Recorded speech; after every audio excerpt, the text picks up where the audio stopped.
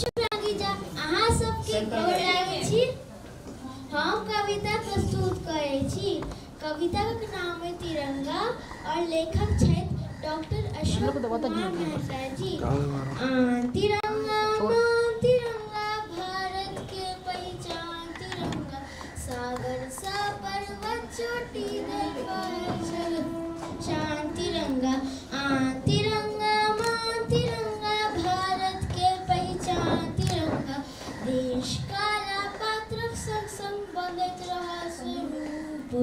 सकल जगत में अति मन भावन अनुपम ओ अपरूप एक रूप रंग जे रचना तिनका ले सम्मान तिरंगा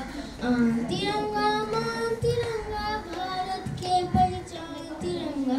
धरती का हरियर कंचनवा तेन चुड़का रंग ऊपर कुसुम सन सुंदर साजल केसरिया उमंग उच्च शांति पाठ सिखावे नीर जग गतिमान तिरंगा तिरंगा भारत के पहचान तिरंगा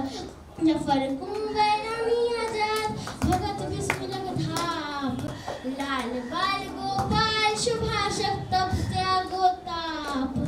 सेनानी गुमनाम कते को बापू के बलिदान तिरंगा तिरंगा भारत के पहचान तिरंगा विकट समय के न हो जीवन पथ सुजरावे दीवाराति सुख दुख दुन्नु में सदिखन संगे धावे